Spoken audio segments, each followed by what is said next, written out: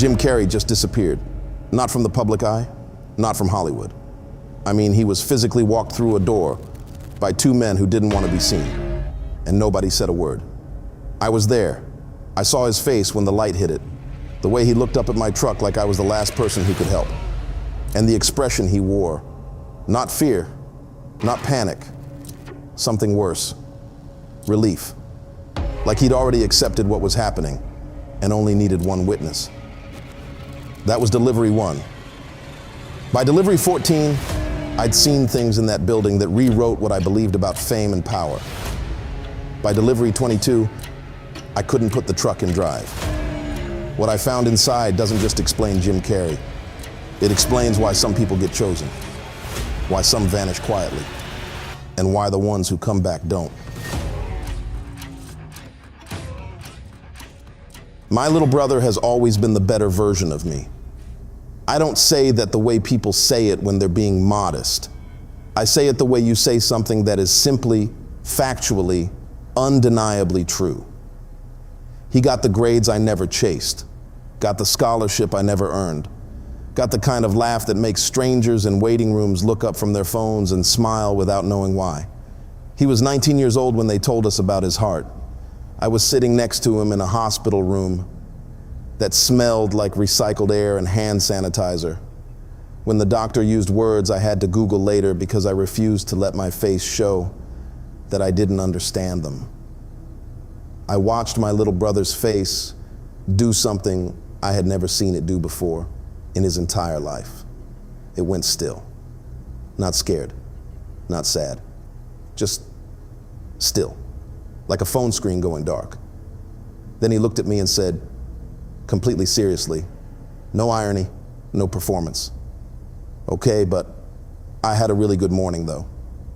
He'd been watching some comedian on his phone in the waiting room, laughing so hard he started coughing, and a nurse poked her head out and he waved her off, still laughing. And I sat there in that hospital room after the doctor left and I watched him pull his phone back out and go right back to the video. Still smiling, monitor beside him beeping its steady and different rhythm. And I thought, I would burn the entire world down for this kid. I didn't know then how close to literal that thought would become. The number was $340,000. Insurance covered what insurance always covers. Just enough to make you feel like you're not completely alone right before you realize you completely are. My job at the time was independent contractor, delivery driver. Own your truck, take whatever routes pay, answer to nobody, eat whatever the gas station has left after midnight. It was enough to keep the lights on. It was nowhere near enough for this. I did the math approximately 40 times over the 2 weeks after the diagnosis. The math was always the same. The math was impossible. Then the contract appeared. Tuesday night, 11:43 p.m. I remember the exact time because I was sitting at my kitchen table doing the math for the 41st time when my phone buzzed. Helix Biocore Research Center, medical supply route, recurring contract. Rate, triple standard, no reviews anywhere online, no employees on LinkedIn. The website was clean and minimal. A logo, a mission statement about advancing human potential through innovative biological research, and a contact form that I would later discover went absolutely nowhere. I stared at that contract for a long time. I thought about my little brother waving that nurse off and going right back to his video. I accepted it. I want you to understand something before we go any further. Nobody put a gun to my head. Nobody tricked me with fine print. I am a grown man who looked at a contract from a facility with no reviews, no staff, and a mission statement that meant nothing. And I said yes because the number was right and the timing was perfect, and I needed it to be legitimate so badly that I decided it was. That decision was mine. I own it. I just didn't know yet that they had been counting on exactly that. They had been counting on it before I even knew my brother was sick. Facility was 40 minutes outside the city on a road that didn't exist. I don't mean it was unmarked. I don't mean it was poorly lit or hard to find. I mean my GPS showed nothing. No road, no route, no destination until my tires were already on it. Like the road only became real once I had committed to being there. I noticed that. I filed it under long night. Don't overthink it. That phrase became the thing that kept me going back. And I now understand it was exactly the mental posture they needed me in. Delivery number 1, 11 p.m. exactly. 2 men at the loading dock, no uniforms, no badges, no small talk. They move the supply boxes with the kind of efficiency that doesn't come from training. It comes from repetition so deep it has become instinct, or something that replaced instinct. Sign here, don't linger. I was pulling out of the lot when my headlights swept the front entrance. 2 large men were walking someone through the front doors. No struggle, no force. But the person between them had their head down and their shoulders folded inward. The posture of someone who stopped fighting so long ago they can no longer remember what they were fighting against. I squinted through the windshield. The face caught the light for exactly 1 second. The entire world knows that face. The jaw, the height, the physical presence that even hollowed out, even scraped clean of every volt of electricity that made it legendary, was still unmistakable. Jim Carrey looked up. He looked directly at my truck, and his expression, I have turned this moment over in my mind every single night since, and I always land on the same word. His expression was relief, not fear, not desperation, relief. Like a man who has been in the dark for so long that even a stranger's headlights feel like salvation. The doors closed. I sat in that parking lot for a long time. Then I drove home and told myself it wasn't him. I called my little brother. He made me laugh the whole way home. I went back. Delivery number 3, new man at the loading dock. Tall, completely still in a way that had nothing to do with patience. The kind of stillness that exists in things that don't need to move. Things that have already decided the outcome and are simply waiting for the moment to catch up. His badge said Denton. He signed the clipboard, handed it back, then held eye contact 1 beat longer than any normal human interaction requires, and smiled. But the smile came late, half a second behind the eyes, like a translation. Like something that had studied smiling and understood its function, but had never once needed it for itself. Appreciate the punctuality, he said. His breath didn't fog in the cold air. I didn't notice that until I was already back in my truck. Delivery number 5. The loading dock light flickered twice when I pulled in, both times at the exact moment I cut the engine. Not before, not after. The exact moment. I sat in the dark for a minute, listening to the engine tick. The light steadied. Denton was already at the door before I knocked. He looked at me the way you look at something you've been expecting for a very long time. Right on time, he said. He said it every single delivery after that. He said it like it meant something else entirely. Delivery number 8. The man who signed for the delivery had a paper cut on his right hand. It wasn't bleeding, not clotted, not scabbed, not healing, just open. A clean, dry line across his index finger like a crease in paper. No blood, no redness, no reaction from the body whatsoever. Just an open wound that had apparently decided the normal rules didn't apply to it. He noticed me looking. I noticed him noticing. Neither of us said anything. I drove home and sat in my driveway for 20 minutes before going inside. Delivery number 9. I heard it before Denton opened the door. Not music exactly. A single voice, low and slow and moving through a frequency that bypassed my ears entirely and went straight to somewhere behind my sternum. A melody in a language I didn't recognize. Didn't recognize as any language I had ever heard. Not just one I didn't speak. Something older than language. Something that existed before humans decided to organize sound into meaning. The moment I knocked, the singing stopped. Completely. Instantly. Like a switch thrown in a dark room. Denton opened the door, and the silence behind him was so total, it had weight. The kind of silence that isn't the absence of sound. The kind that is its own presence. The kind that has been there the whole time and has simply stopped pretending otherwise. Evening, He said, "Evening," I said. I drove home with every window down, trying to push the melody out of my head. It was still there when I fell asleep. It was still there when I woke up. It is still there now. Delivery number 10. There was a moth on the loading dock wall. I have seen moths my entire life. I know what they look like.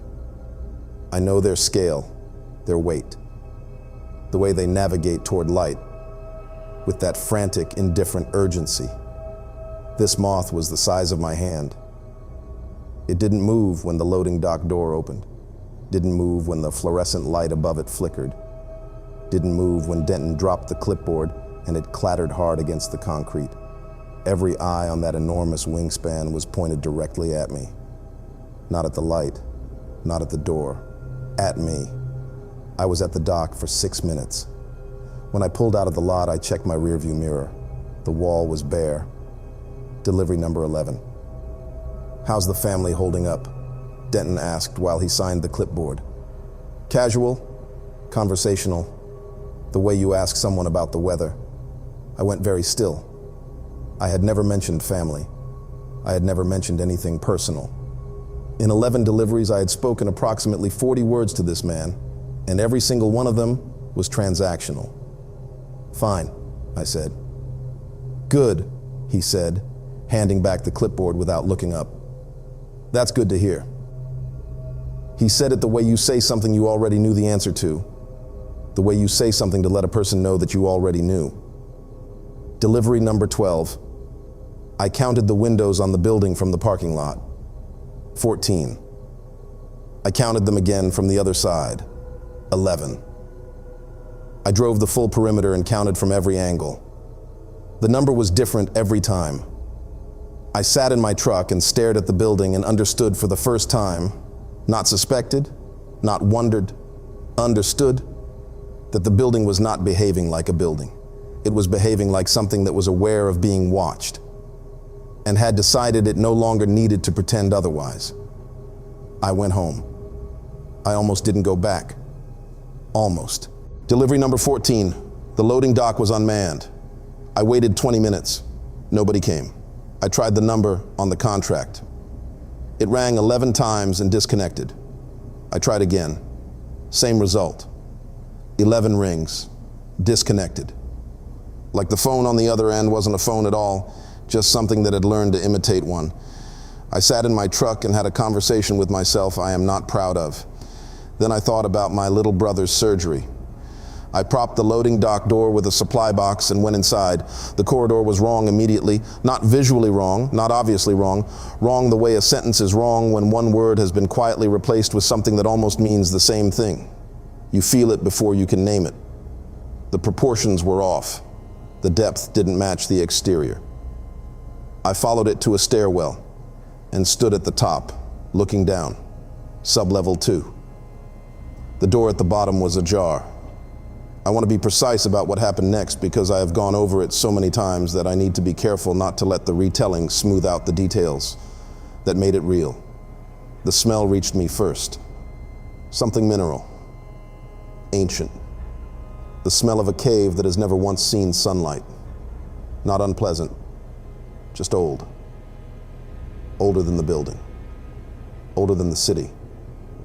A smell that had no business existing inside a sterile medical facility. A smell that belonged to something that had been here long before the building was built around it. Then the temperature. Cold, but not evenly cold. There were pockets of warmth distributed through the air at irregular intervals, body temperature warmth, in spaces where no body was standing. Like the room was occupied by something I couldn't see. Like something was breathing in the dark between the walls. Then the sound. Not a sound exactly. A frequency so low it bypassed my ears entirely and arrived directly in my chest. A bass note that never peaked, never resolved, never ended. Just sat inside my sternum like it had always lived there and had only now decided to make itself known. It was, I thought, the sound the earth makes when no one is listening. The room was enormous, far larger than the building above it had any right to contain. Rows of glass chambers lined the walls from floor to ceiling, each one vertical, each one sealed, each one containing a body suspended in pale luminescent fluid. The faces were slack, peaceful. The chests rose and fell in a rhythm just slightly too slow to be human. I recognized faces, not all of them, but enough. Athletes, entertainers, a musician whose voice had lived inside my head since childhood, a television personality whose face I had seen on screens my entire life, a government official who had taken a sudden medical leave 8 months ago and returned looking as every outlet described it, refreshed. In the center of the room, 3 figures stood perfectly still, tall, thin in a way that suggested the thinness was architectural, built on a different blueprint entirely. Their skin caught the light wrong, not reflecting it, not absorbing it, sitting on top of it, like a surface layer stretched over something that had never been skin at all. One of them turned its head, not toward me, toward the ceiling. It opened its eyes. And I will not describe what I saw there because some things once described cannot be undescribed. And I am not willing to be responsible for putting that image inside another person's mind. It exhaled. What left its body was not air. I was in the stairwell before I made the conscious decision to move. I was in my truck before I remembered crossing the loading dock. I drove until the city lights appeared and pulled over and sat on the side of the road, shaking in a way I had never shaken before. Not from cold, not from fear exactly, but from the specific physical response of a body that has just been in the presence of something it was never designed to encounter. I went back for delivery 15. My little brother's surgery was in 6 weeks. I told myself I had no choice. I know now that choice had nothing to do with it. By delivery number 22, I wasn't going to take it anymore. 3rd time this month. No receiver, no signature, no answer on the radio. Just a bay door cracked open, and a silence so thick it felt like the building was waiting on me specifically. My little brother's hospital bills were sitting in my glove compartment. Every single night I reminded myself why I kept my head down, why I logged my deliveries, asked no questions, and walked back to my truck like a man who had never once been curious about anything. But that door was open, and something behind it was breathing. The room was wrong before I took my second step inside. Too large, too cold, not air conditioning cold. Something older than that. Something that had simply never needed warmth. Steel shelving covered every wall, stacked with sealed black containers labeled in a script I didn't recognize. At the far end, monitors cast a slow blue pulse across the floor, all displaying the same rotating symbol, a spiral, inside a circle, inside a triangle, and in the center of the room stood a cabinet. Dark wood, ancient, completely out of place in all that steel and sterile cold. It didn't look like it had been brought into the room. It looked like the room had been built around it, like everything else. The building, the company, the uniforms, the badges, all of it existed solely to keep people away from what was inside those drawers. I opened the first one. The names hit me like a wall. Actors, musicians, athletes, royalty, names that had been inside every household in the world for decades. Each file held photographs, medical charts, and anatomical diagrams with points along the nervous system circled in red. But what stopped me cold was that every single file contained 2 photographs. The first was the face the world recognized.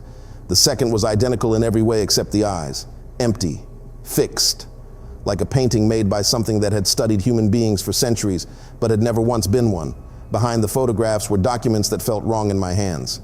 The paper too thin, too smooth. The original text was written in that same unrecognizable script, but beneath it, typed in plain English, were translations that rewired something permanent inside me. They had no name for themselves. The documents called them only the continuous, ancient, predating every civilization humanity had ever built or buried. They did not age. They did not hunger for anything found in nature. What they consumed was energy, the specific frequency generated when millions of human beings simultaneously focused their love, grief, obsession, and worship toward a single living person.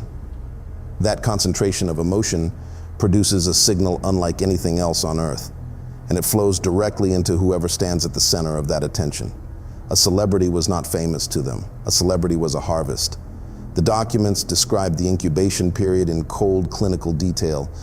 8 to 14 months, the original kept alive because the duplicate required a living template to remain stable. Then, the careful management of the return, a mysterious illness, a hospitalization, a silence the public was trained to accept.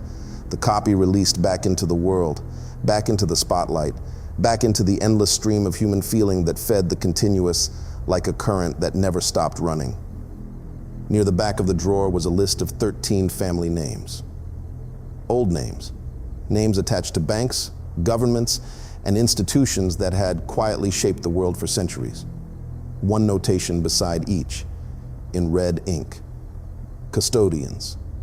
Human bloodlines who had managed the system across generations, who had built the infrastructure and maintained the silence, who had never lost power because they had made an arrangement that power could not touch. I closed the drawer. I walked out. The night air hit my face and I moved toward my truck without looking back, without slowing down, without giving whatever was in that room the satisfaction of knowing how badly it had broken something inside me. I was almost there. That is when I saw him standing at the edge of the parking lot near the tree line. Still, facing me. Jim Carrey. I knew that face. Grew up with that face.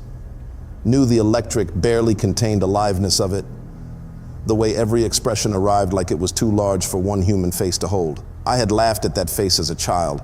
My little brother had laughed at that face from a hospital bed with tubes in his arm. This was not that face. The features were correct.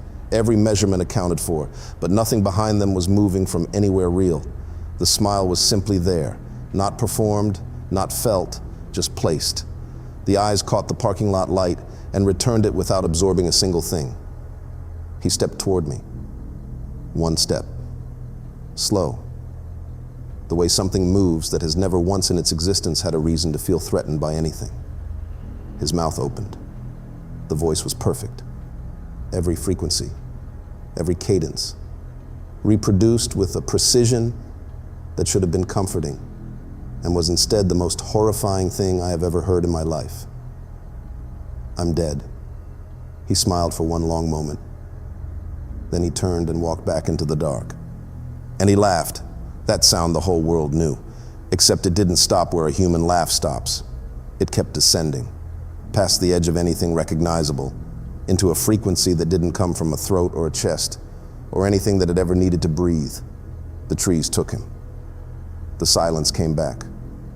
I got in my truck and I drove until the city was gone, and the sky had turned the pale gray of early morning. And the only sound left in the world was the engine humming and my little brother's hospital bills shifting quietly in the glove compartment. I never went back, but I still think about that last drawer, the one I didn't open. If this story reached somewhere inside you that you weren't expecting, you already know what to do. Like, comment, subscribe. More unseen horrors are coming, and some of them are closer than you think.